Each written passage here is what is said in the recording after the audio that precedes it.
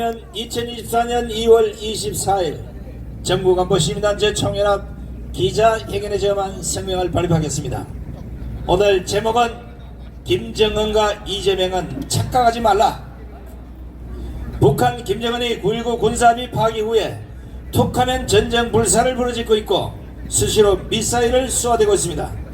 이런 김정은의 발작을 보고 이재명을 비롯한 국내 좌파들은 전쟁 프레임을 가동해서 국민 불안을 가중시키고 그 불안 원인을 윤석열 대통령의 대북 강경 정책으로 몰아가고 있습니다. 저 공산주의 전술의 일환인 전쟁과 평화라는 이분법적 논리를 적용해서 마치 윤석열 정권을 옹호하면 전쟁 옹호론자, 반대하면 평화론자로 국민들에게 사기를 치고 있는 겁니다.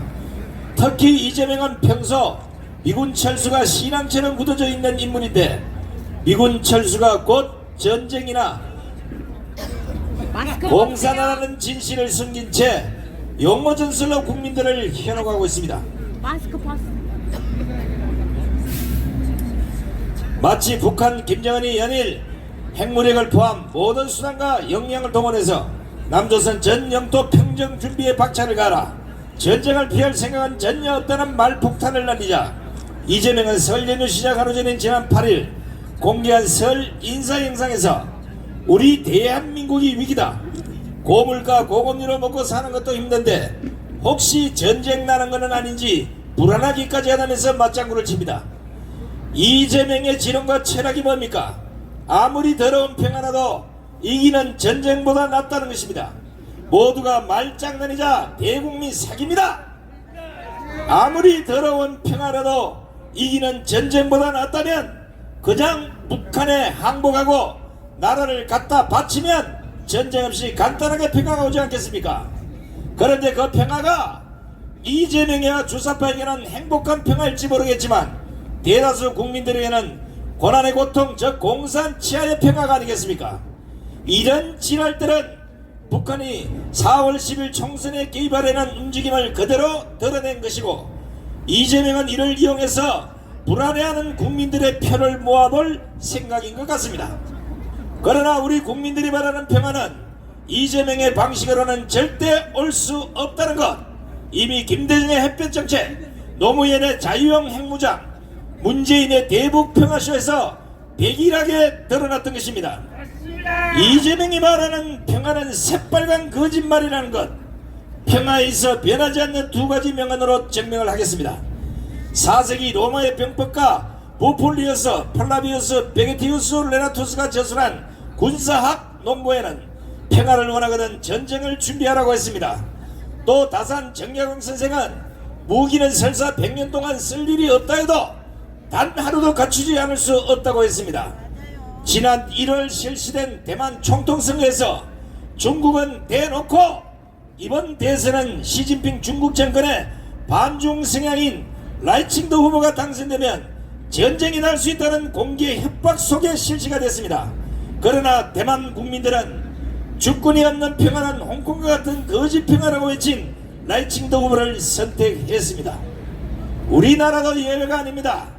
북한은 지난 2010년 천안함 폭침 이후 실시된 지방선거처럼 전쟁이냐 평화냐가 총선의 주요 의제가 되도록 몰아가고 있고, 이런 북한의 협박에 이재명이 아무리 더러운 평화라도 이기는 전쟁보다 낫다고 하답하고 있는 것입니다.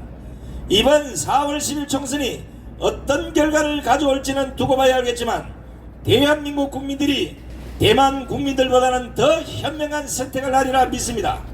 따라서 전국안보 시민단체 총연합은 이재명은 물론이고 거짓 평화에 쏟고 있는 국민들에게 몇 가지 진실을 호소하고자 합니다. 첫째, 이재명은 아무리 더러운 평화가 이기는 전쟁보다 낫다는 헛소리를 앞세워 이번 총선에서 전쟁이냐 평화냐는 이분법적 프레임으로 국민들을 속이려고 하는 그 작당을 당장 포기하라! 포기하라! 포기하라!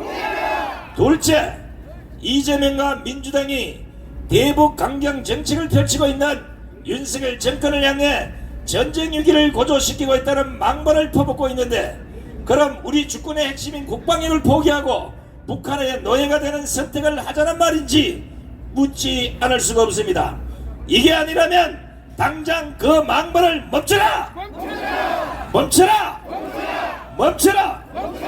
셋째, 북한에 대한 굴욕적 대응은 이미 김대중 노무현 문재인 정권에서 천문학적인 국민 혈세를 퍼다주고 5,300만 국민들을 핵인질로 만들었다는 것이 인정하고 있고, 더 이상 국민을 농락하는 이런 개짓거리를 하지 말라! 하지 말라! 하지 말라! 넷째, 대한민국 언론들은 지난 22일 보니 젠킨스 미 국무부 군비통제 국제안보 담당 차관이 민간기관 코리아 소사이트가 개최한 대담에서 미국이나 그 동맹국에 대한 북한의 핵공격은 용납될 수 없으며 김정은 정권의 종말을 초래할 것이다. 북한의 핵공격에는 신속하고 압도적이며 단호한 대응이 있을 것이라고 밝힌 것에 대해서 국민들에게 소상히 알려라! 알려라!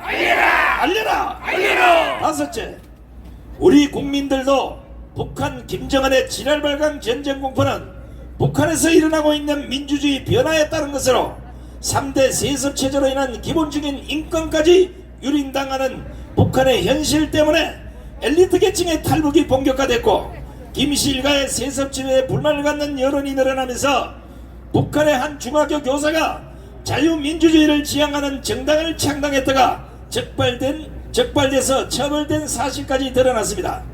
심지어는 최근 중국 진해성에 파견된 북한 노동자들이 집회 시위의 자유가 없음에도 불구하고 약 2천여 명이 지난달 임금 체납에 항의하면서 폭동을 일으키는 사건까지 발생했습니다.